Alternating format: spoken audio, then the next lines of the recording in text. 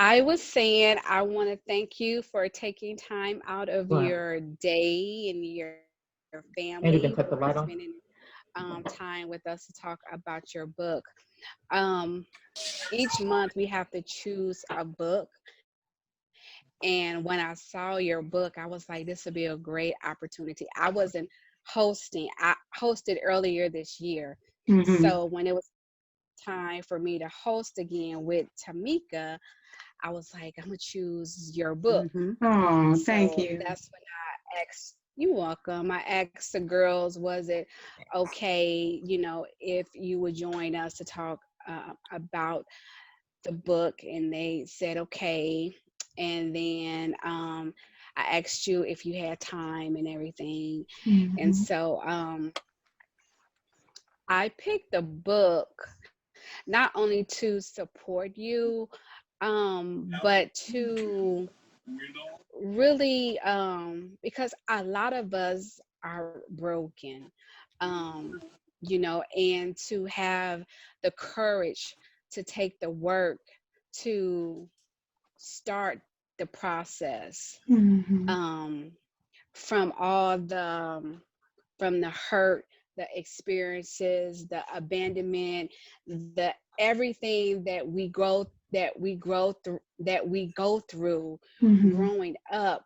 Where was And if we those? don't work on whatever it is that we experience, it just actually builds up, you Yeah. know, in us, and it kind 146. and it forms us to be the person that we say that we don't want to be like.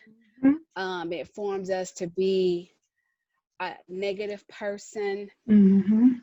It forms us to be a passive person. Yeah. So just those experiences alone, and because I know you personally, Mm-hmm. Mm-hmm. um, and I know some of the things that you experienced, that was another reason why I wanted to read the book. And I thought that the girls would find it helpful, or maybe can pass the book on to another person who Yeah. don't know. So yeah. Mm-hmm. Yeah. Well, I appreciate it. I want you to let me know first, where did your name SWBSM come from? So we can introduce your book club, and then we're going to delve right into the book. Yeah. Mm-hmm. Okay, so those are initials, and it Mm-hmm. means seasoned women becoming something more. Mm-hmm. Okay. Yeah, Seasoned women becoming something becoming something more. more. Hmm. Mm-hmm. I love that. Yeah, and we've been Mhm. together for Don't 10 you? years now, ladies, right? 10 10? years. It's been It's 10 right. years. It's been Years. 10. Yeah. And it's Wow.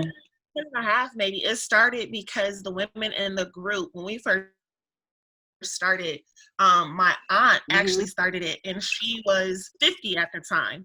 So we had Mhm. women in the group who were in their 50s, their 40s, their 30s, and their 20s. And it was like a collection of us to all come and have these different experiences as we are becoming seasoned, or as we are seasoned, and to bounce just experiences, information, guidance off of each other, because you had such a wide age range, Mm-hmm. 50 Mhm. down to their 50s to their 20s. So Mm-hmm. Wow, that is awesome. So Oh. it's more of a mentor group as well. It's a support system, book club, mentor group, and it sounds like you guys give each other resources. Oh, this is awesome. I'm gonna move back to Milwaukee. Shoot, I need something like this in my Come life. on. That is awesome. Wow. Uh-huh. Okay. Sean, since you know me personally, Yes. first let me introduce my book, Yes. Picking Up the Pieces to 100 Broken Promises. I am Yushima Cherry Burks. I'm the author of this book. And you knowing me personally, what surprised you the most? Which what situation surprised you the most? Um, since we last spoke, we last spoke right before you left to Mm-hmm. move to Alabama. Mm-hmm. I was just I think I was either leaving to go to Texas to see my friend Sheila, Mm-hmm. or I was coming back. So I was either going or coming. I'm not sure. And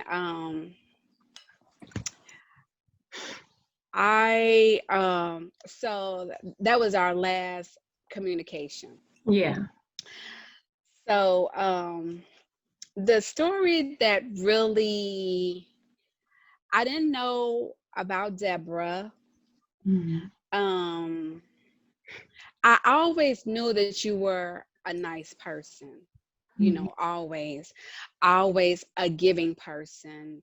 Um, so that's kind of what clicked us when we worked together, Mm-hmm. and we became friends.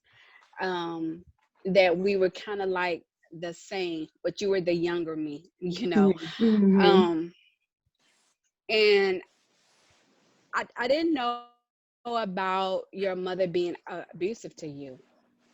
I never talked about it. I didn't know that. No, no. I knew that your father was the love of your life, you Absolutely. know. Mm-hmm. Uh-huh. And you know, that was my crush. Right. It was so inappropriate, y'all. I'll tell y'all about that later. He thought that was so cool. Young, hot thing was flirting with him. And I said, oh, father. No, inappropriate. She was like, I think I could be your stepmom. I said, Oh my God. because at the because at the time he was married, and he was married to a woman that wasn't nice. And so I Right. was like, girl, he could divorce her. I could be your stepmom, and you And know I I'm already mean, nice. So, you know, there's, you know. and I was like nervous because he was like, oh, I was like, no. Like, no. My daddy was real handsome, and he was Yes. he was very suave. So yeah, it would be easy for you to slide in there. But I'd have raised hell.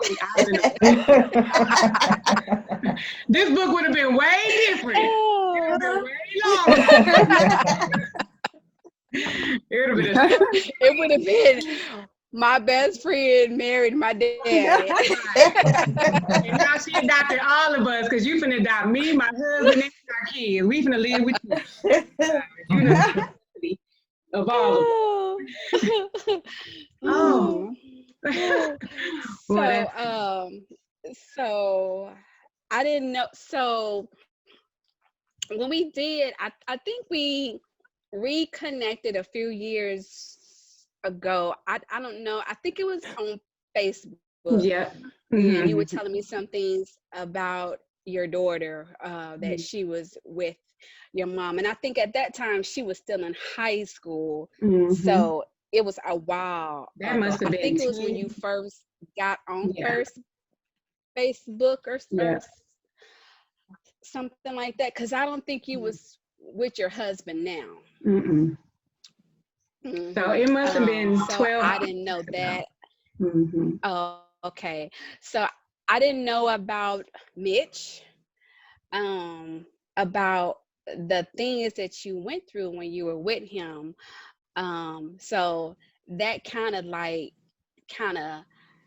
it actually made me angry that he would do something like that. Like, I don't get how guys can do something like that when you have a child with this person. Like, this child is still your responsibility. You know, that's why a lot of dudes don't want to pay child support, because they figure it's the woman. She, you know, she don't need no money. She just want to get her nails and her hair done. You know what I'm saying?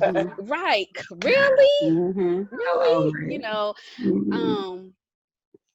so yeah, so it was a lot of events. I'll say the events that happened when we lost contact that I didn't know about. A lot of those stories was like, for real? Like, how come you never said nothing? Like, even when you said that you were homeless, like, you know, you could have came and stayed with me in Ijama. Like, it wasn't an issue. That didn't. You know, but I know you're prideful. Yeah. You know, Oh, I'm I working know. on that. Yeah, yeah. I'm working on it. One of my So yeah, it was, yeah, yeah, it was a lot of that I didn't know. And of course, any of the stories that happened in Alabama that I was really shocked about. I was shocked to hear that my crush had passed. that was You know, devastating. yeah, yeah. Yeah. So let me tell you about that, So, something I didn't put in the book. mhm. So Daddy got sick. I moved here because of him. When he called, Okay, right, right. he had colon cancer in the 90s. They cut out like 6 feet of his colon, and he was better. Like I don't know, they passed him up some kind of way, child. And he was better, but he was always very healthy because he was vegan. He used to exercise every day. My dad used to run. Like my dad was like in tip-top shape. So he ended up getting, or he had hepatitis C that was dormant in his system for like 25 years. He knew he had it. He knew he had it, but he had no symptoms of it. And he was a home healthcare worker. But I think this came, the Hep C came when my dad was a heroin user. You would never believe that, Shankita. Before I was born, before Shut me, up. before Oh, me. okay, okay. You ladies, I Okay. know you ladies read my book, right? So how my dad, I never knew that part of him. That was like before me. So him and his brother used to share needles, and his brother also died from Hep C.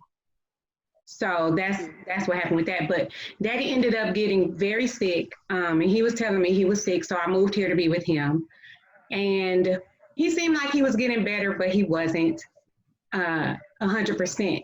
So he had remarried to his last wife, who I knew since I was like 17. When I used to come visit here, we went to the same church. And so I thought it was good for him. I was like, oh, good. You at least you got somebody that you know, whatever. Well, they ended up moving to Germany. Then they had to move to Texas. So we drove to Texas to see him. And he had a conversation with me. He had sent me a couple of emails telling me, look, I'm going to change my will. I'm going to amend my will. And I was like, okay. He said, because I have my wife as the beneficiary, and I don't feel like she's going to do what she's supposed to do, right? I was like, okay, well, you just let me know what I'm supposed to do. Let me know, whatever. When we went to visit him, he was in hospice care at home, though. And the reason why we went, not only just to see him, but she was like screaming and yelling at him for vomiting blood. She would make him clean up his own blood off the floor. And it ended up turning into liver cancer. She wasn't feeding him. She used to talk about him not being able to get it up. She said she didn't marry him to be a maid or a nurse. She married him to be a wife, and this was not her job, honey.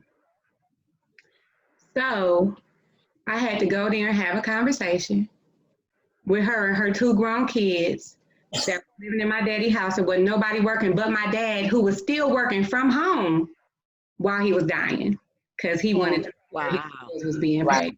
So he was supporting his wife and her 2 grown kids, one that was a stripper, which I don't have nothing against that, do what you do, and one that was addicted to crack cocaine and methamphetamines. So that's just setting that precedent. So when he had the conversation with me, we basically said our goodbyes. I told him it's okay, go to sleep. Like, I didn't want him suffering like that. It was just a really bad situation. And it was as if he waited for me to leave for him to just pass. That's what I thought. So he had the conversation with her that he had changed the will. And she was like, nah, that's not happening. Like, you're not gonna take away what's mine. I worked for this. This is exactly what she said. I worked for this. They had been married for 5 years. And she was like, I worked for this. I put in my time. I'm not sharing. I'm not gonna do that. And he was like, and that's exactly why I amended my will. So I'll say by the time we made it home from Texas, girl, she had sent me a text message and said, your dad is dead. Now, when I left, he was talking. Yeah, a text. That's how I found out my best friend, right, in the world was dead. A text message. She didn't want to answer the phone or nothing. So I was like, well, I was just talking to him, like, what happened from this short period of time? But then I remember she was the one giving him his morphine drip. You know, she was responsible for that. So I was like, this is suspicious. I'm gonna call the police because I don't know. You know, even though he was in hospice care, it just seemed shady to me that he would die as soon as he had this conversation with you. And as soon as we leave, like that was just really, it just didn't make sense. But she had his body cremated the very next day. Oh, and wow. She kept everything. She threw away or did something with the new will and just used the old will for his estate, girl. She kept pictures. We had a Bible that's been in our family for 100 years that was like my great-great-great-grandmother's like slavery time. She kept that. She kept heirlooms, stuff that he really wanted us to have. She kept all of it. And she moved back here because she's from Huntsville. She moved back here and I have not seen her. I haven't. You ain't seen her. Wow. God is good. He knows. He knows Yeah. all. But I have since forgiven her because at the end of the day, I don't have nothing to do with that. Vengeance is the Lord's. It's nothing I can do to rectify this situation in real life. Like there's nothing I can do. But it was just so devastating that somebody can be so hateful. You know what I mean? Like you never truly know somebody until you put them in a situation where they have to sacrifice something. That's when you really see who people really are. So I'm sorry to cut you out. I had to tell you that about my Diddy wife, girl. People show their true colors too. Also, when someone dies, you always see people true Yeah. colors. Either greedy, Mm-hmm. Yeah. Everybody, you know, you do. You just see how people truly are. Yeah. That is so sad. Yeah. That is so sad. It's true though. You know what? That's what I tell Shaquille about Charnel, you know, with Ijama. You know, he always say, you know, when I pass, Ijama is going to be taken care of. I said, I don't trust her. I said, not that Ijama needs anything because she got me, but I don't trust her. So if I were you, if you want Ijama to have something, I would do a will. Yeah, I would do a will. Yes, And absolutely. then he have to give you a copy of it. He has to give you a copy of it too. Yeah. Okay. Okay. And if he's a lawyer, the lawyer have a copy on hand. That's what my dad failed to do. He kept everything at home. He failed to, you know, divvy it out the way he was supposed to. And again, he was so sick, you know what I'm saying, when he did all this that I'm sure he wasn't thinking straight. And I had never dealt with an estate and all that stuff before, so I didn't know what to tell him to do. But I recommend for all you ladies, when I say this experience changed my life, I made sure I came home. I learned how to draft up a will. I made sure my beneficiaries were listed, how much they're getting. Like, I never want anybody fighting over anything when I'm dead and gone. I want everybody to get, split this $26 amongst all of you fairly, because that's all I got. I ain't got no money. Y'all go split this, make it work. That's all I got. So, yeah, I just think it's important. I think it's something that Black families really need to consider more often. We have to get with it, with the will. Because it's devastating to have somebody die and they come in your house, cousins you ain't seen in 37 years, claiming stuff. You know what I'm saying? And then your kids have to deal with that. Or your siblings or somebody just coming in claiming stuff. So, yeah, we just have to be more proactive. So what was the breaking point for you to start the book? So this is the craziest thing. Y'all, this was my journal. Plain and simple. I journal every day when I wake up. And this started, well, the book part started when Mitch left. I knew I was going to get through that. So I was like, let me start documenting my journey now. So when I'm on top, I could be like, I told you I was going to be better than what I was then. It was like I wanted to prove something to myself and to everybody else, like, I'm coming through this. I'm going to get through this. So I just started writing. I started writing this 12 years ago. But it was a running document. So I never felt like it was quite complete. Like I never felt ready to send it to a publisher. Plus I was very fearful because there's so much personal information in this book that I just felt like some people might want to come after me. So I changed everybody's name. And, you know, no one's identifiable unless you know my family. Then you can be like, I know your mom, I know your brother. Then I can't do nothing about that, right? But for the most part, I tried to change everybody's name. And I just really needed to see that things would get better on paper. I needed that to be tangible, to be real for me. Because, you know, I'm a writer. I've always been a writer, been into my poetry and stuff like that. Yeah. This is how I always coped with everything, just writing it down. And on my 2019 to-do list, one of the things on my checklist was send book to publisher. So I had just printed it out, sent it to the publisher, didn't think nothing else about it, did the next thing on my to-do list because I didn't want to go in 2020 with unfinished business. That's how I was wrapping up the year. Everything I wanted to take care of in 2019, I made sure I did that, literally. So when they said they wanted to publish it, I was like, oh no. I was like, wait, no. Wait, let me take some of these stories out before you do that. And it was like, we keeping all this. I was like, oh, I didn't think you would be interested in my life. They was like, we're gonna publish this. So it was one of those things where it was like my heart on a platter to somebody and you don't really know what they're gonna do with it. However, they allowed me to tell my story with integrity.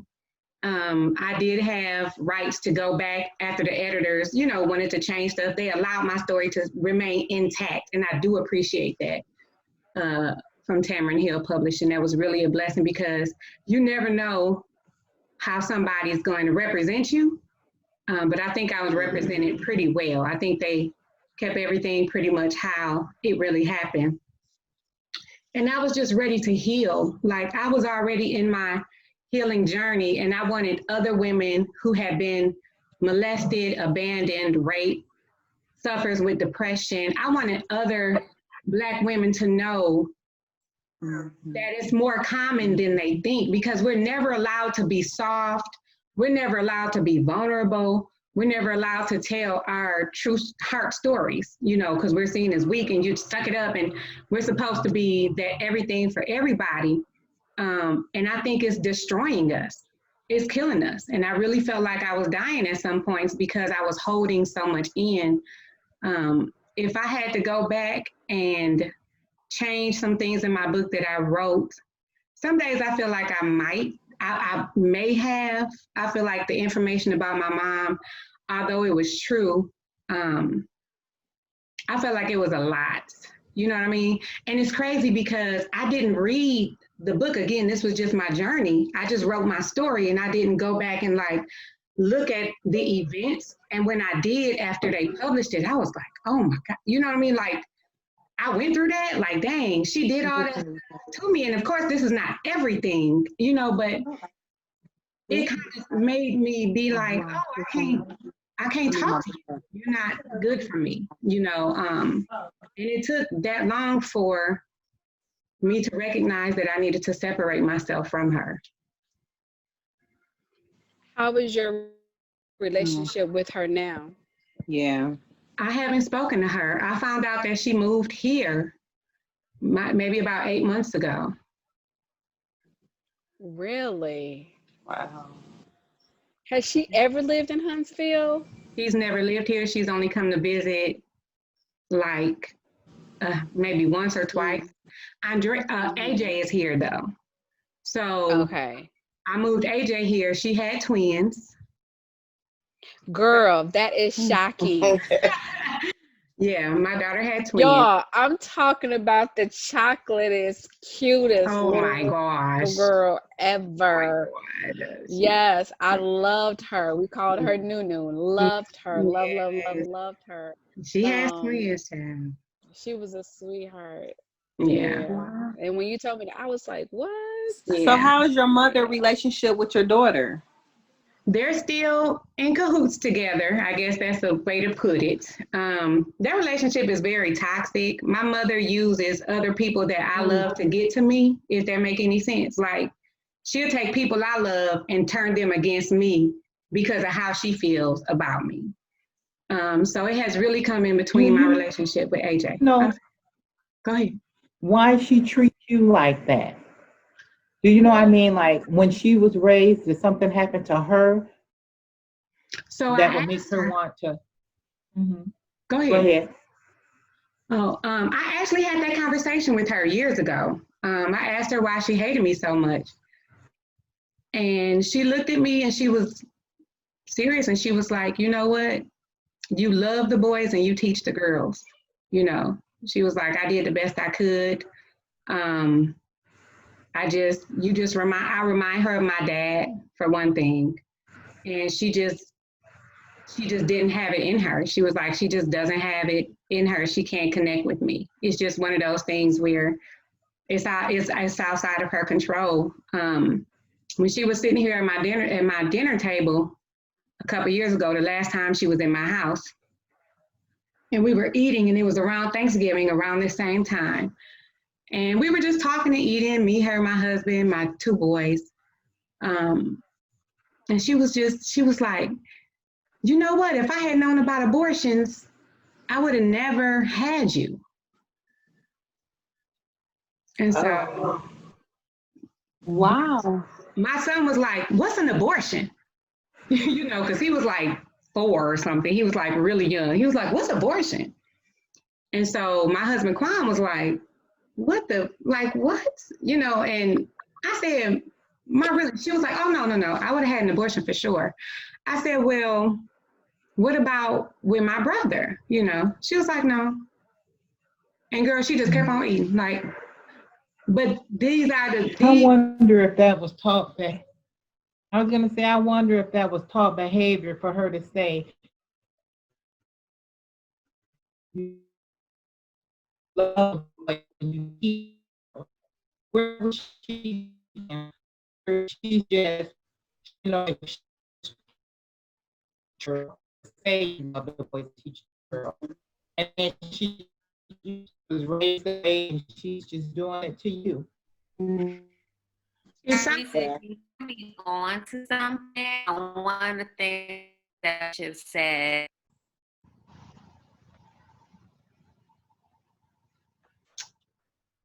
I don't know what happened. See,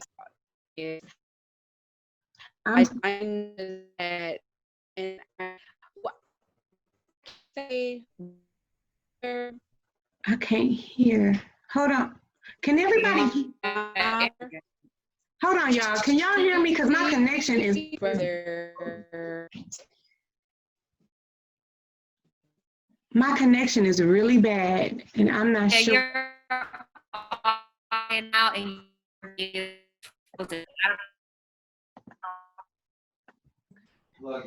No. Brother Terrence with my little brother Jeremy because his father was here.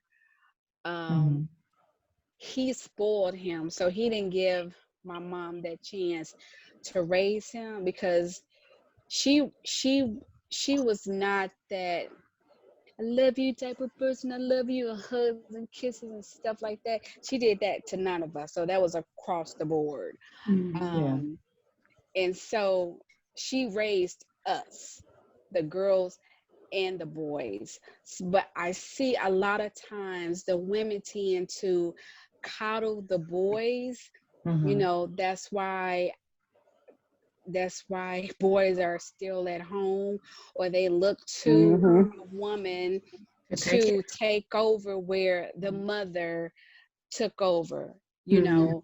So that happens a lot where the girls are raised to take care of the family. You know, that's our role, to take care of the family. So they are raising us to take care of the family, where they're not teaching the boys. And that's why I say, or think rather, that it is so important that a man and a woman be the mother, the father, the stepfather, but it needs to be a two-parent household, because it gives off the balance. Yep. Yeah.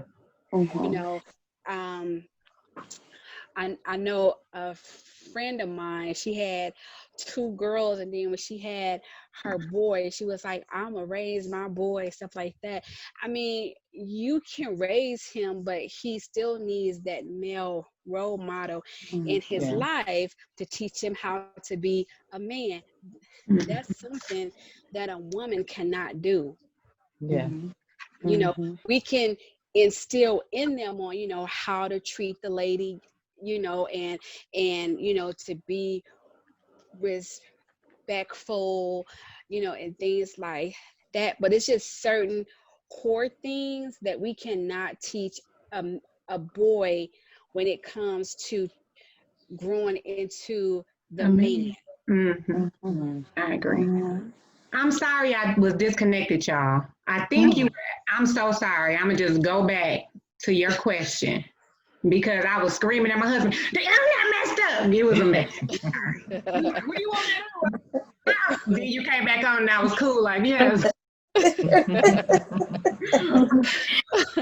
I was a hot screaming mess 30 seconds ago. I was just wondering Y'all, if your she mom, always if been it was like this learned too. behavior. She has always been like this. How she is, she always been like this. Crazy. Oh yeah. Well, I think it was a learned behavior. My grandmother grew up in a very difficult time. She was a mixed woman who was married to a dark-skinned Black man in the South. And apparently her family was very colorist and very against that. So she had to be stern and tough. And she was one of them women who, she stayed in shape. She was old, but she was in shape. Like, she walked 5 miles a day and she wore her dresses, and it was just a certain way that you had to be. I didn't have a very close relationship with her because we had moved, but we would come visit for the summers and everything. We would go to South Carolina and Connecticut. But she was a very stern woman. You would hug her and she would, she was one of them grandmothers that was just very, and she showed you she loved you by, I remember her doing stuff, she'll pat your head, or she'll say stuff like, well, you smart. Like, whatever her values were, she would make sure she would speak that into you. But no, she wasn't a lovey-dovey, affectionate person either. And she did coddle my uncle, but he was the baby.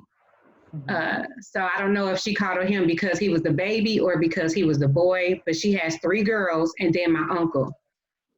She had my uncle who passed away. My aunt just died 3 days ago. So it was only, yeah, thank you. But it's my mom left and her oldest sister left. So my heart went out. I wanted to reach out to my mother so bad because I know how close she was to my Aunt Bonnie. They were like, it was my Aunt Lois, Aunt Bonnie, my mom, and then my uncle. And they talked every day. It was a cool auntie that, give you a little liquor when you come visit. She was just a cool, crazy one, And I knew she was devastated. And I wanted to call her. It was like my heart was just oozing. I wanted to go. I don't even know where she lives. I've never been to her home. Apparently, she lived about 5 minutes from my job.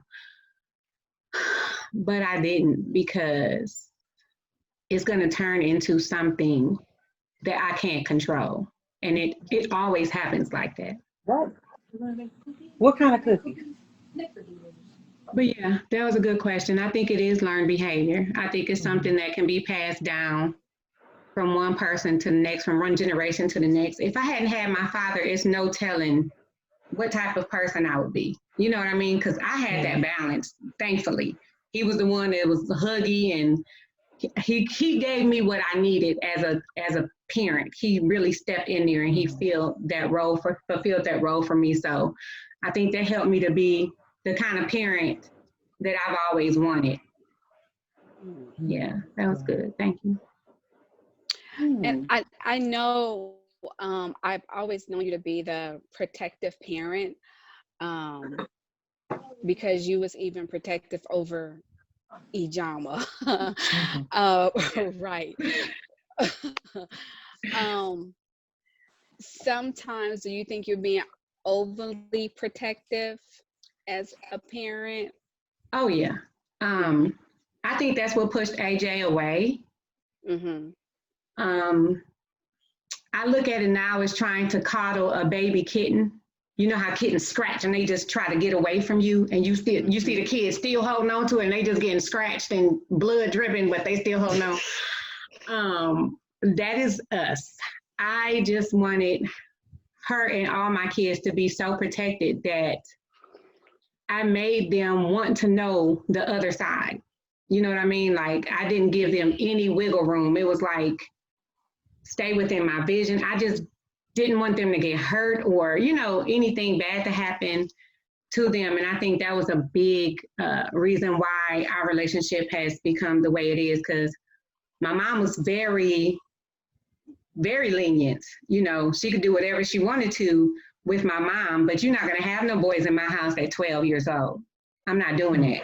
You finna date who at 13? What you mean? Like, that's the kind of stuff she was allowing her to have, do, but they were also having fist fights.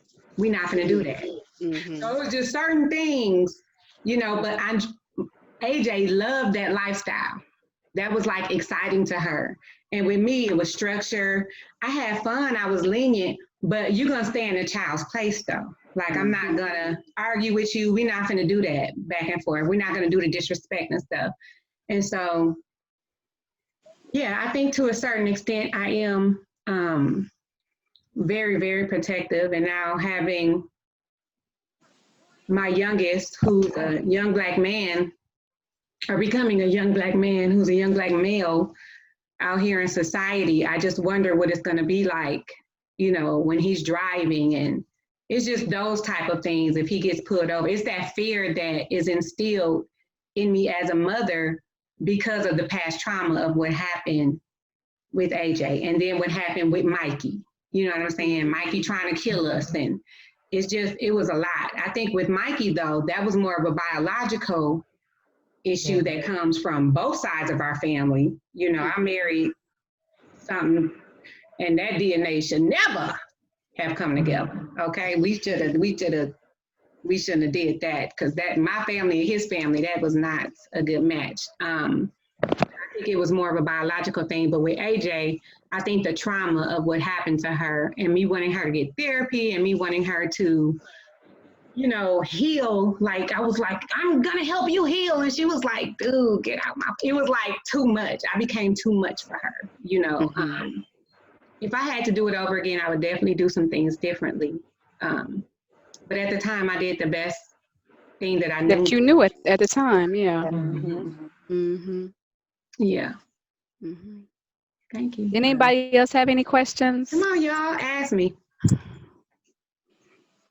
So how is your relationship with your daughter now? Like, when I was reading the last part of the book, it just really hurt my heart, because as a mom, you just can't imagine not talking to your daughter or seeing your grandkids, or AJ letting go and just try to and become the woman that she needs to be so that you and her can better your relationship.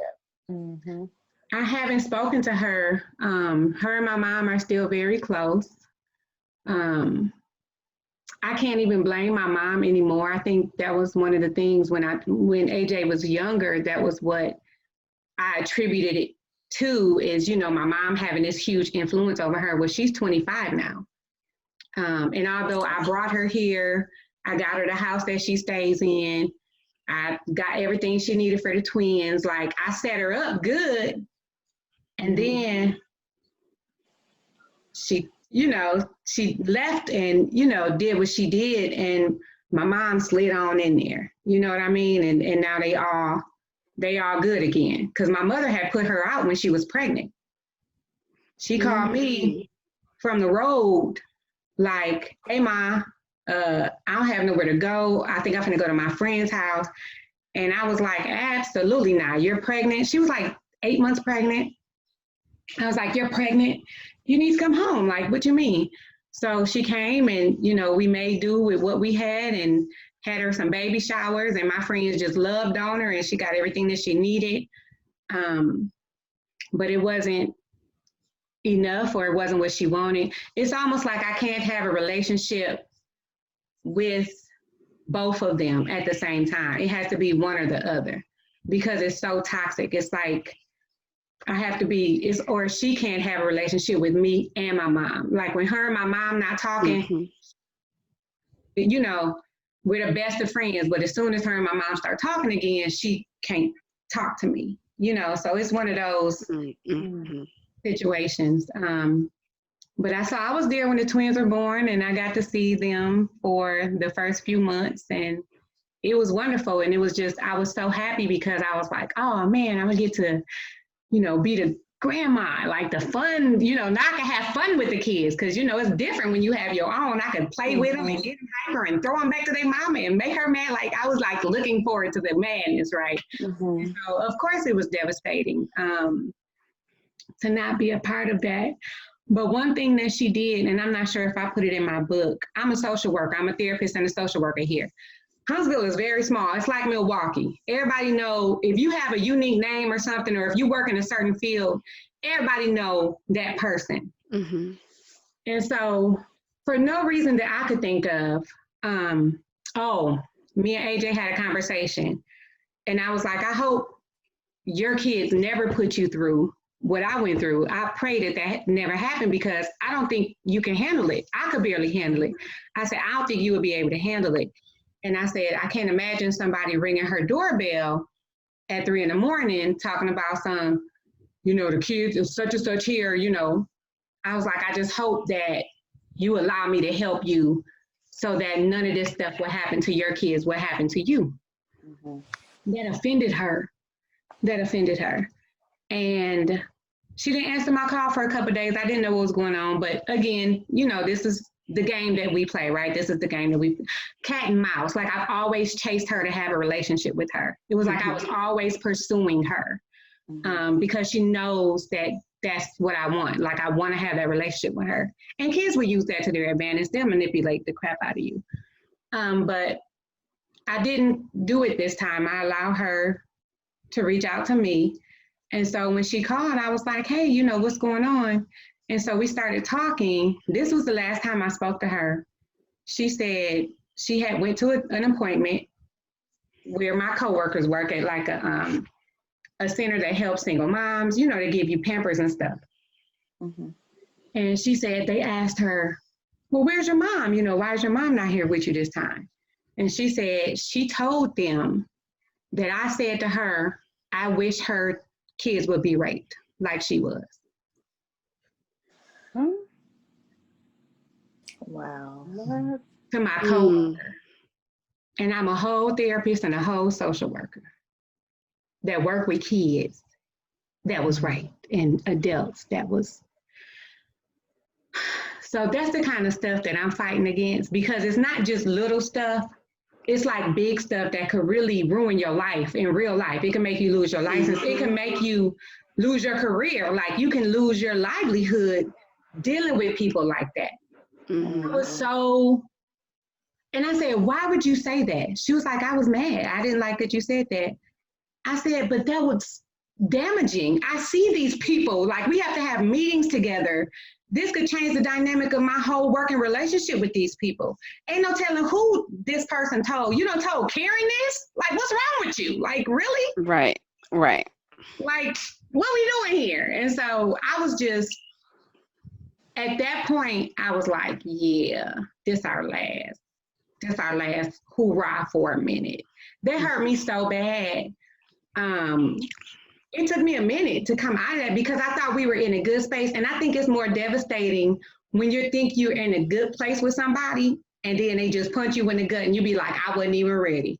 I would have I'd at least had covered up because I was just wide open. Like, I was just like, here I am. And she was like, Gina, I don't really want you. And I was like, oh, okay. So I have not spoken to her. I miss her. I wish her well.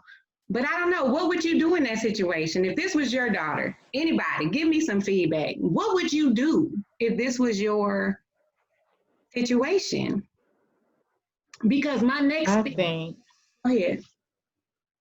I was going to say, I think from reading the book that a lot of times that you gave out what you wanted to receive, that you wasn't receiving from your mom. You put up with a lot. And I think that what you're doing with your daughter, I think I would do what you're doing, like you said. To me, from reading the book, boundaries needed to be set. Yes, I had a problem. You know, because you gave a lot, but you got a little back in return. Yeah. And I think in some of the situations, it was being taken advantage of. Absolutely. And it seems like now, just speaking to you and reading the book, and I love the part that at the end of each chapter, there was a Bible verse and then your promise. I love that. And I think that just from listening to you now and speaking with you now, that you started to set boundaries. You know, and you have to, because you have to protect yourself and you have to protect your heart and you have to protect your mind. And some of that stuff would have driven me crazy. Yeah. You know, it was a lot to deal with. I agree 100%. Then also, you also have to remember she is your daughter, but she's a grown woman now. Right. Yeah. So the only thing that you can do is give her some advice, Yeah. and you just have to keep it moving. Yeah. I know as that mother part of you want to protect her because you still the mama bear, but she is no longer that cub. So you have to allow her to be her own woman now. Yeah. Because she is grown. There really is nothing that you can say or do to change any of how she's thinking or how she's feeling until she comes to you. Because trust, she has twins now. Yeah. She's gonna need you. She's gonna need you sooner than later, because you already know that the relationship that her and your mom have is not a good relationship. They both feed off of each other until they get full of each other. Then, they have to split apart. And then that's when she comes to you, when she wants you to mother her. But you can't mother her. Right. You just have to listen to her and be like, okay, don't try to give her any advice. That's the worst thing to do. The worst thing to do. The only thing that you can do is just listen. And I know it's going to break your heart because you are her mother and you love her and you only want what's the best for her. But that's what you want for her. That's not what she wants for herself. Because if she did, she would have listened. Yeah. I agree 110%. I really wanted, she did call me one day to get the twins after she had told that to my coworker, right? And I was like hyped up. I'm like childproofing my house. I'm like ready. How old are they now? They're 2. They're 2017. They're 2 now. Oh, okay. They're 2, getting into everything, child. But I didn't get them, and this is why. I cannot have her saying that we did something to her kids. I cannot have her saying that my husband did something, that I did something. If she get mad at me or, she don't come back to pick them up on time. Like I have this fear, you know what I mean, that has, and I guess I wouldn't call it fear. I'm just very cautious now because I'm so used to being so wide open that didn't get me anywhere. So I'm trying to think these scenarios through. Like we talked about boundaries. I'm setting healthy boundaries to protect all of us. Yeah. And I could just see that happening. I have them, or things are going well, or we have our system going. And then for whatever reason, she get mad and all of a sudden I done abused her kids. You know what I mean? Or my husband done touched her kids. Like I can see that scenario playing out, and I can see that not going very well. And I just don't know how you come from up under that. How do you come from up under that type of scrutiny, especially in the profession that I'm in? That would be irreversible. Right. So I don't know how long I'm gonna feel this. I don't know how long. I would honestly pay for. I would honestly pay for supervised visits. Like if that was something that she wanted me to do, if she wanted, and I'm sure she wouldn't mind me seeing them. I'm sure that would be more of a help to her than anything. But I would have to be in some kind of environment, or maybe I could record our visits, or I don't know, but it would have to be something in place where I could be like, I ain't do that, look, you know what I mean? Or talk to this person. She was there. It would have to be something like that, because I'm not going to put myself in that position. I'm not doing that. Right. And you have every right to think like that because of the history that you guys have. Yeah. You know, because she has not told the truth, you know, so yeah. And then you also got to think about your husband and your other two boys. Well, only one. Yeah. Only Jack. Is Mickey institutionalized now? He absolutely is. When I talk to him every week, they stopped the visits because of the coronavirus. So I could still send him boxes and stuff that he needs. We can do Zoom sometime, but most of the time they just allow it to be a telephone call. So I did a whole video on YouTube about this. That's my name, Yearofyushima. So I'm not going to go too much in detail. If you want to hear about it, you can go.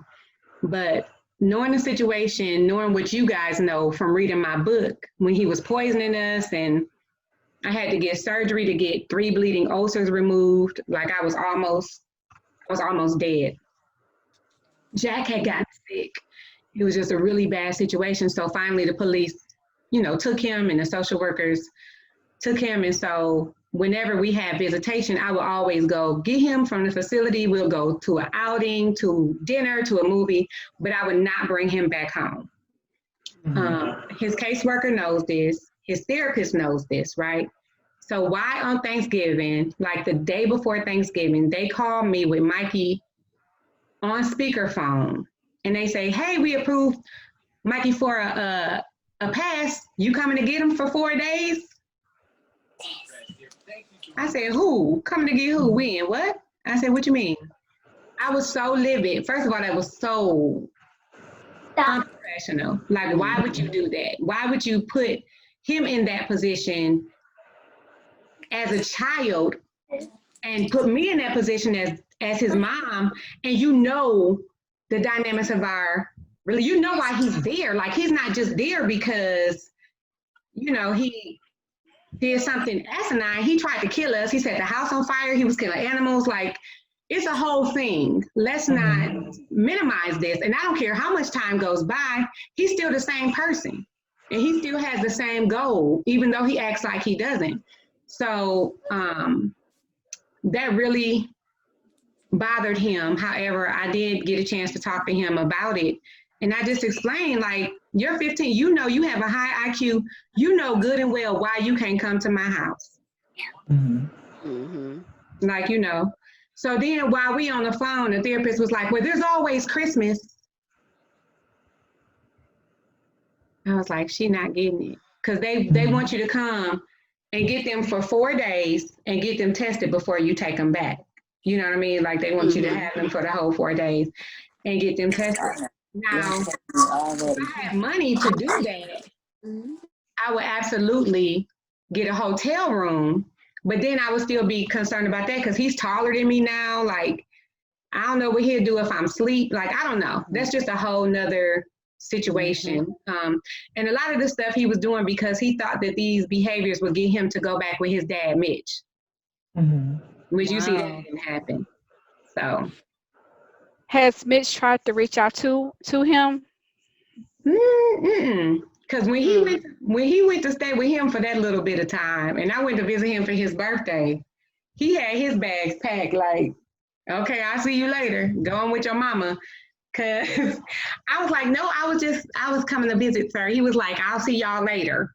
And he changed his number. He blocked us on social media. He is done. Like, he did not, even when they put him in the facility, I was like, well, you can call, you know, he might want to talk to dad. This is his contact number. He still owned a shop there, a tattoo shop. I was like, so call the shop here? In Georgia. He's in Georgia. Okay. I said, well, call the tattoo shop. Just let them know, you know, who you are and what you're doing. He blocked her. He blocked her. He was like, I don't want any parts of this. He was like, no, thank you. Because he has a young daughter and he was afraid for her safety. Mikey he works above a barber shop. Mikey done stole stuff from the barber shop. Him and the barber done got into it. They've been working together for like 10 years. They had no problems. Mikey done came there and stole all the money out the till a couple of times. He done stole merchandise, candy. He stole thousands from me, so I was not surprised. I was just like, well, you just got a little taste of that. That wasn't really, and I was like, that's nothing compared to what I had to go through. That was, I don't know, you want my sympathy? Like, what you want from me? Because I've been dealing with this for years, you know what I mean? So they can't, I want to generalize, but they can't do what we do.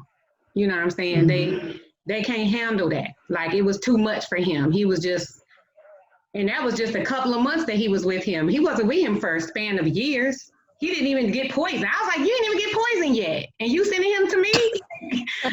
She said yet. Man up. I was like, let's get up in there, get sick a couple times first, then call me, not let me.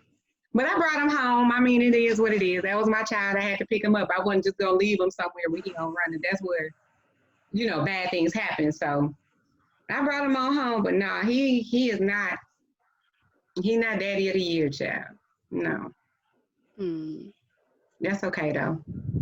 I'm not worried about it. Camille and Kia real quiet. Tamika quiet. What did y'all think? What's going on? Was there anything in the book that made you mad? Because a couple of people like, huh?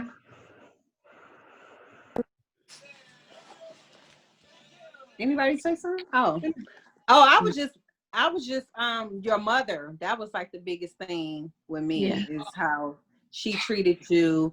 And now when you talk about your son, I wish I had a cousin that passed away, but I wish she could hear your story about your son, because her son had the same issue with trying to do harm to her. So I think it would be nice if she would have had someone that could relate to her, because you love your child, but you don't trust them being around them. And that's hard.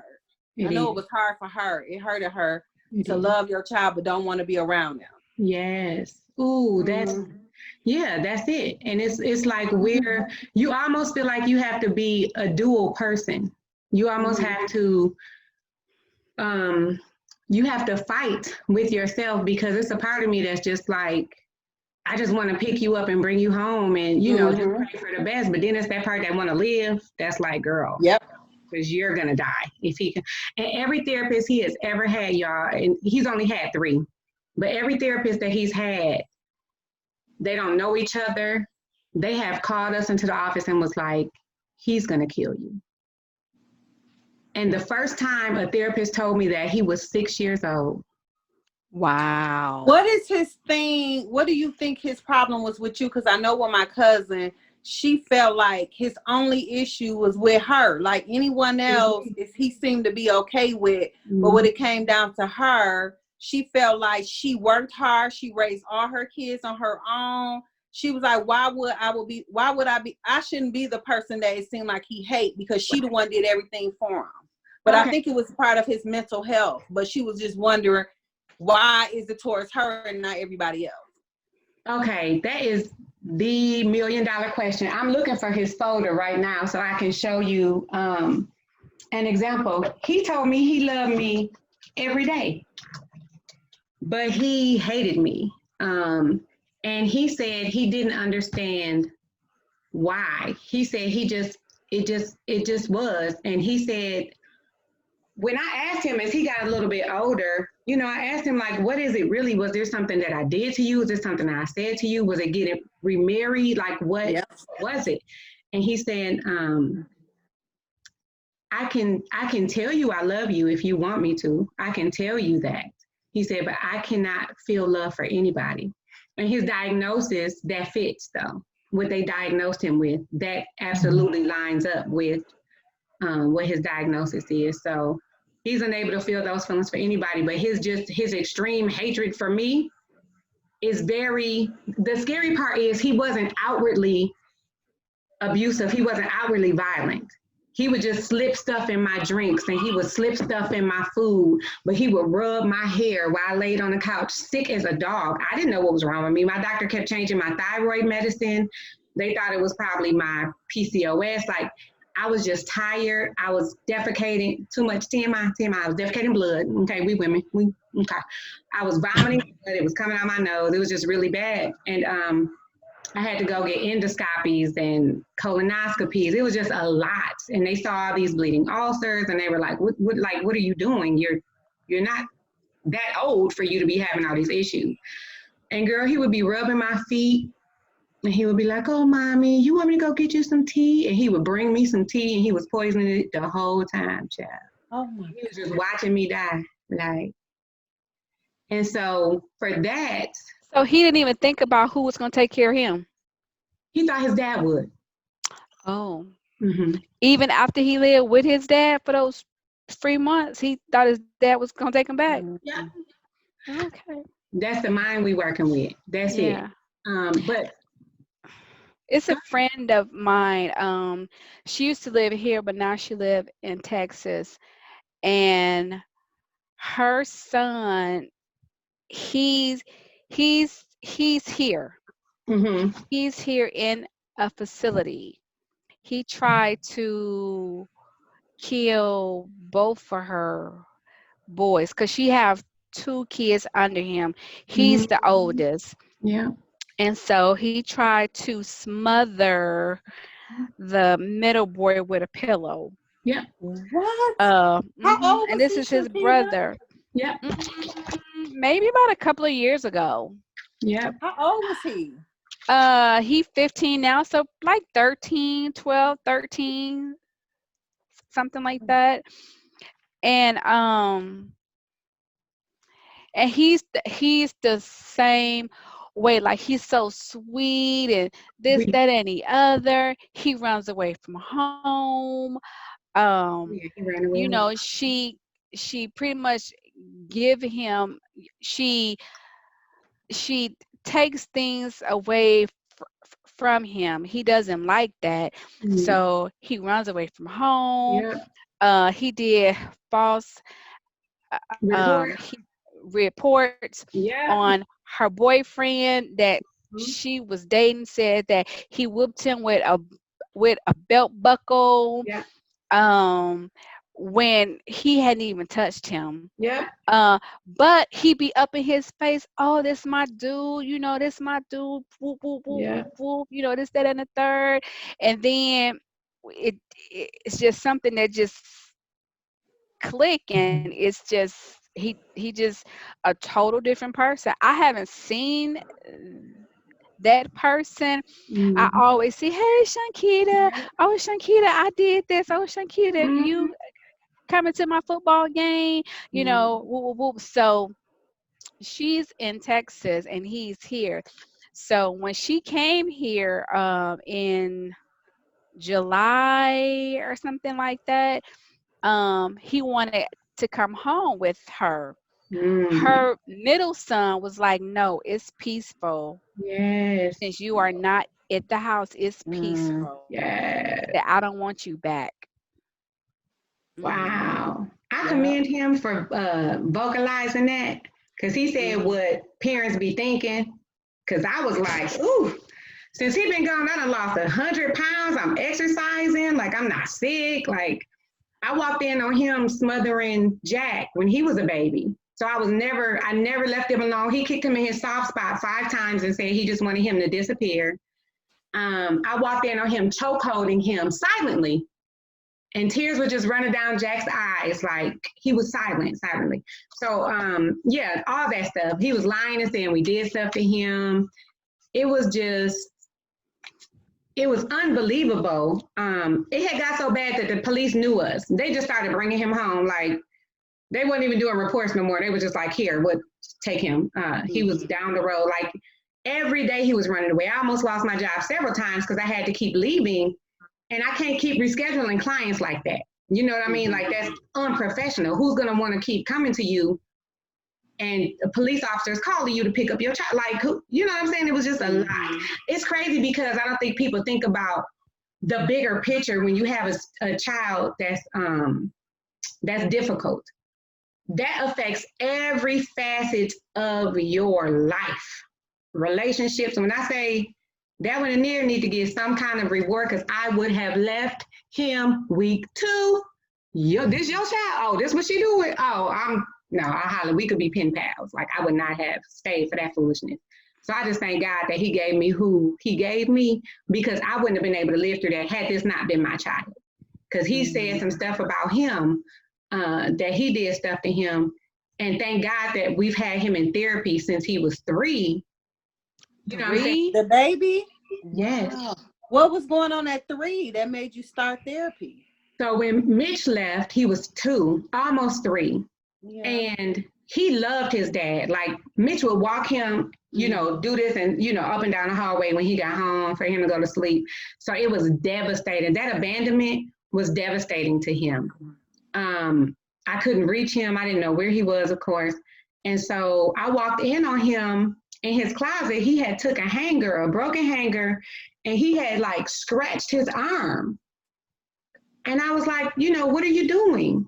And he didn't want me to touch it. He was like, Daddy will put a Band-Aid on it. Call Daddy to put a Band-Aid on it. So he felt like if he hurt himself, that would get Dad to come and put a Band-Aid on it at 3 years old. And I was heartbroken. When I say I had never felt hatred for anybody like I did Mitch that day, it took some praying and fasting to get that spirit of hatred off me for him because of what he did to my child. You can leave me. You can leave me all day long, but this is yours too. He 100% yours like he 100% mine. And it devastated him, devastated him. So I don't know if that's part of the hatred for me too, you know what I'm saying? Because I'm available for him. Or maybe he think that you did something wrong to make Mitch leave.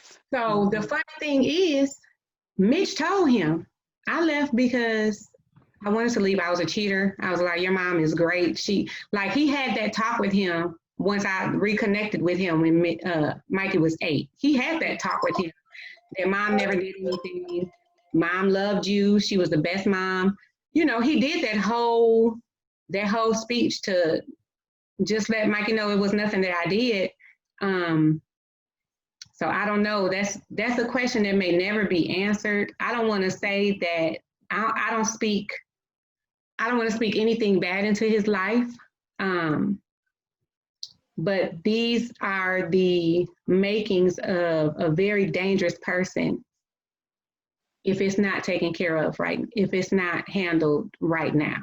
I would not want to be his neighbor. You know what I mean? It's scary. So taking care of those abandonment issues, taking care of just his pain, his hurt, whatever it is that he's going through, taking care of that stuff is necessary before they let him out into the community. I just don't know what I'm gonna do when that happens. I don't know, because I can just picture me opening the door and I don't know what will happen. But here's a letter I found that he wrote on Christmas. Can y'all read that?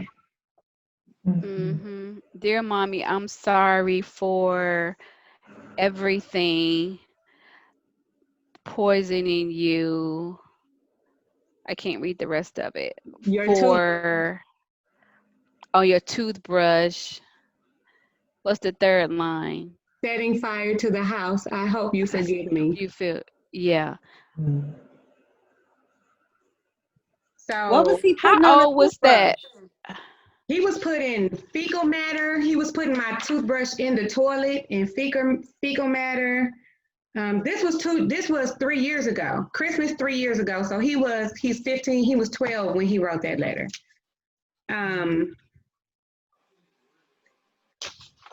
Yeah, this is some of the stuff I had him do because I was /mom/therapist because I wanted to gauge where we were.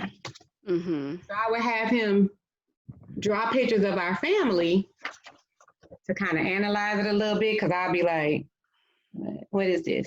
So it says, describe your family. I took this with him to his therapist to tell them to go over this with Mikey, you know, to see maybe he'll tell them something that he's not going to tell me.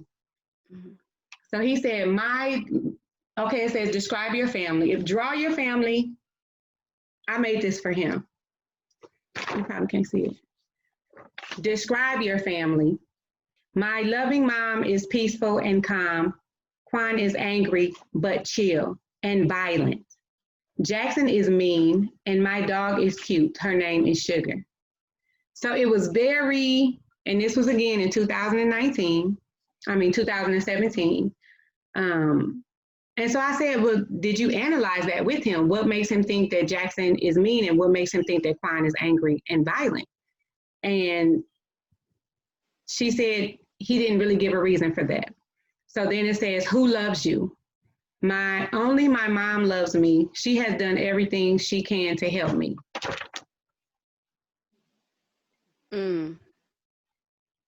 Y'all see? Then it says, who do you love? I only love my little brother, Mom, and Sugar. Sugar was a dog that he kept plucking out her whiskers, so and pulling on her tail and hurting her. So we had to give Sugar back to her owner, because he was gonna kill Sugar. Then it says, I said, what is love? Love is hugging, kissing, stuff like that. What do you wish people knew about you that they often get wrong? I am not dumb or a retard. I just make bad choices.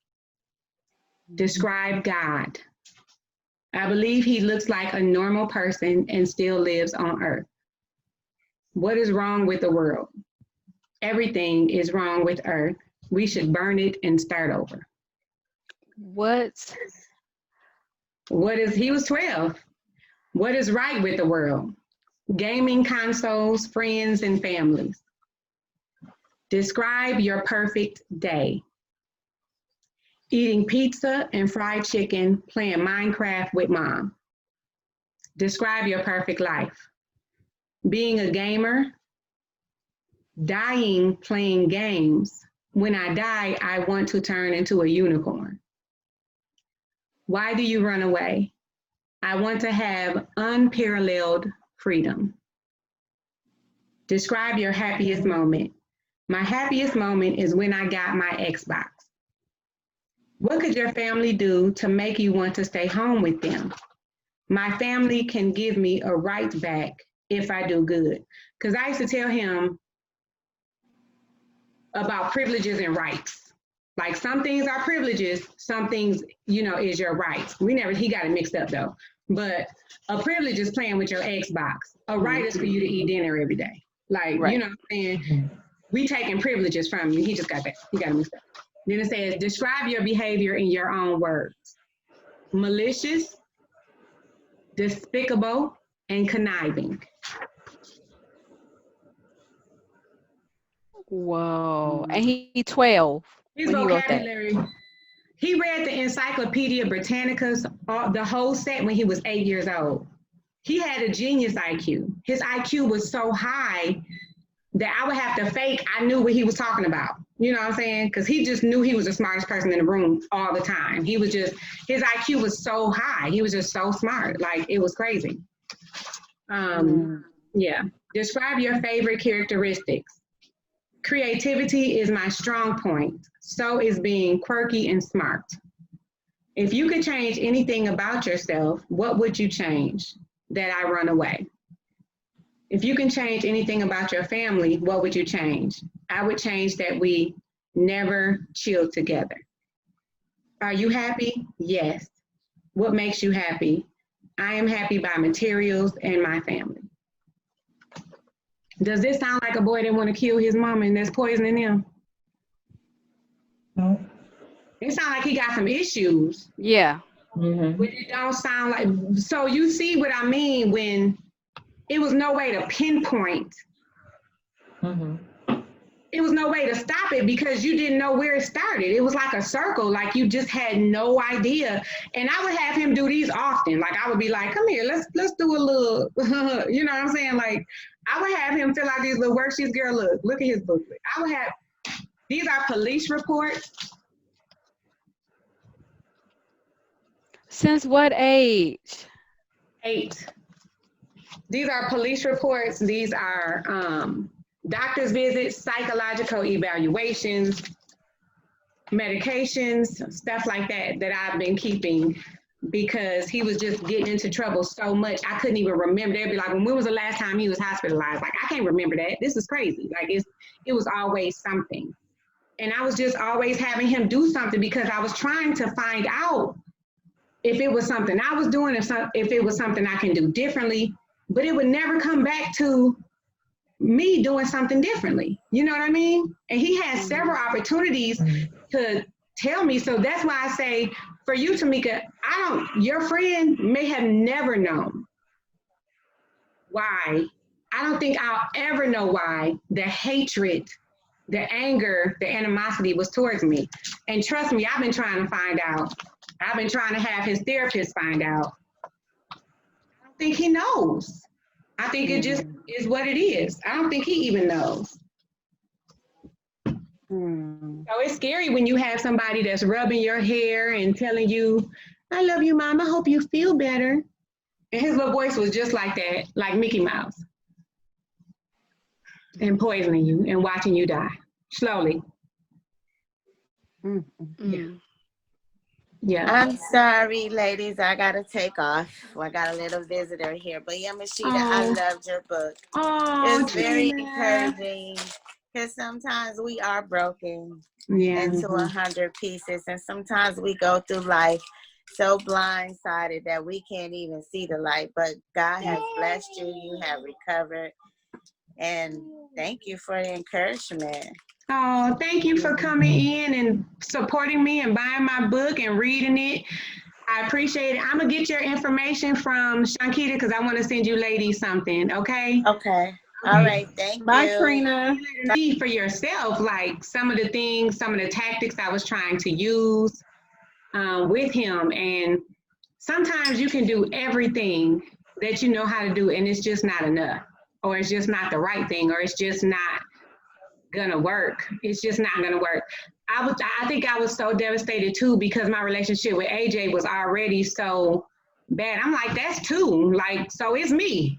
You know what I'm saying? I would naturally feel like it must be something I'm doing because 2 out of 3 of my kids hate me. Like, you know what I'm saying? What's going on? So that was something I had to work through in therapy because I really felt like, yeah, this is coming back to, I'm being punished, if that makes any sense. I felt like I was being punished for some of the decisions that I made. I do feel like I was very selfish for having AJ as a teenager. I think I talked about that, of robbing her, like Sean said, of a 2-parent home. I do feel like I was too immature to have a child, although I put all my energy into, being this great mom. It's only so much you can do at 17. And I feel like I wish I had somebody there to just kind of talk to me and let me know what this is going to look like without cussing me out. You know what I'm saying? I think that's another reason why I wrote my book, because for girls that feel like this is their everything. Like right now, today, this is how it's going to be forever and ever. I want them to see that things get better. That you might feel that way right now, and it may be strong, and it may feel like it's 100% true, and it's going to happen forever, but it's not. You're going to get through that. And I just wanted to encourage young ladies, ladies my age, older ladies, to know that things do get better. You just have to trust God, and He'll change your circumstances. Sean, that's your mom.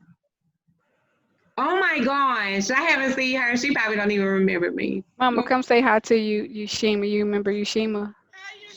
Oh, how you doing, Mom? How are you?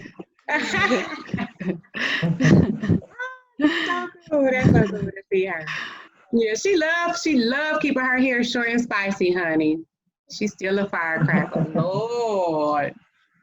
But yeah, did anybody have anything else? Sean, if you ladies can do me one favor and leave me a positive review on Amazon, I would surely appreciate it. I still want to hear from Kia and Camille. I don't know what they do with chat. But if you guys can do that, I would sure appreciate that. Sean, I need everybody's email if you ladies are okay with that. Did you have any other questions or anything to add? I would like to know, where are you at today? Where are you now? So I'm writing my. And how are you doing now? Okay. I feel like I'm a different person. Mm-hmm. I think I was in a fight or flight stage for so long that I didn't know who I was. I didn't know who I was, how to just be, because I was always in, heightened flight mode, and my anxiety was crazy. I had gotten up to like 300 pounds, maybe more. My depression was out of control. Like you saw, I was very suicidal. It was too much for any person. And then I wasn't talking about it to anybody, because growing up, I always felt like didn't nobody care but my dad. And since he was gone, you know what I'm saying, who I'm talking, like, it was like, just keep it together, So it was killing me slowly. But 2020 has been the best year, I dare say, that I have ever had in my entire life. Because I started dating myself. And I say that because I treated myself the way I wanted other people to treat me, and the way I was treating other people. I feel like I put so much energy in, are you okay? Are you okay, for everybody, people pleasing, that I was just depleted. I was just so unhappy. My face was breaking out. I had these dark circles under my eyes. It was just, I was sick. Part of that was from the poisoning, but I was just miserable, right? And so on my list, that to-do list, I just started manifesting. I just started using these Bible verses in here, and I started really believing that God was going to do something different with me.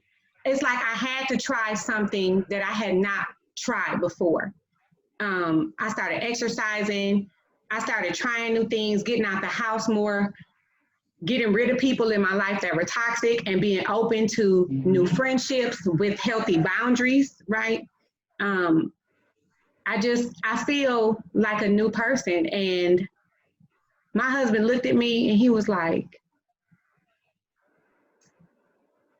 that's the woman I married. Like, not too long ago. He was just like, that's the woman I married. Like, you're happy, you're healthy, you seem like yourself. I got you back, And I was like, no, I'm improved, honey, because I was a mess. You just didn't know it. I was hiding that crazy. But yeah, it was very, 2020 was an eye opener, literally, for me. I'm so glad that I had an opportunity to experience what it was like to be happy and to not have to chase anybody around the neighborhood and had a police in my house every day. That was exhausting. And to not have to worry about what other people thought about me, because I had to get thick skin putting this book out. It was one of them things where it was like, well, it's out there now. People gonna feel how they feel. You know what I mean? If everybody has an opinion, and it's fine with that. But until you live it, until you in the midst of it, you can't really say what you do. You know what I mean?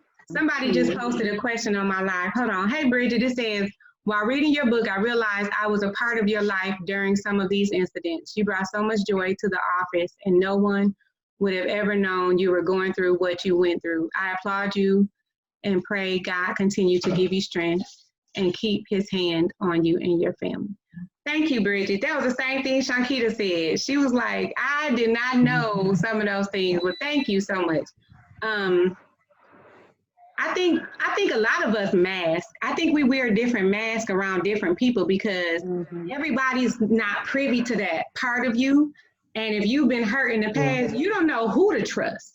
You know what I'm saying? You don't know who's going to, because I don't know if you guys have ever told somebody something and they use it against you later, but that is the worst feeling. It just takes away any safety that you felt with that person. You know what I mean? So being a person that have gone through that before, or that has told somebody something and no justice came from that, you just learn how to keep it to yourself. Because even in one of those parts, as supportive and sweet as my husband is, when I was going through my depression, he was like, I don't know what to do with this sad person. What is this? Smile, like be your happy self again. You know what I mean? Like, I don't know what to do with this person because everybody's so used to me being upbeat and happy, but check on your happy friends. Check on your happy friends. Check on your friends that smile all the time. Check on them. Check on the quiet ones, because those are the ones who, bye, Camille. Camille said bye. See you ladies next month. Those are the ones who really need you. The ones who seem like they have it all together. They don't. They don't. You have anything else? I don't know. I just appreciate you ladies reading my book. My next book is coming out soon. I do have workbooks. That's what I used to do before I became an author. She said, great chatting with you all. You too. I used to do programs and workshops for people who has experienced trauma. And so I started to get back into doing my workbooks again to go along with my books. So the situations that I was going through, it gives people the opportunity to work through those situations that they may be going through in their life, so they don't have to make those same mistakes that I did. So that's coming out next year through my the workbooks will? The workbooks? Oh, okay. Yeah, the workbooks is coming out. And then I have another book that's in the works too. So it's been busy. It's been a busy, good year. And I'm just so grateful that it's possible to come out of the fire and not be scorched. I was burnt, but I wasn't scorched. It didn't tear me up. You know what I'm saying? So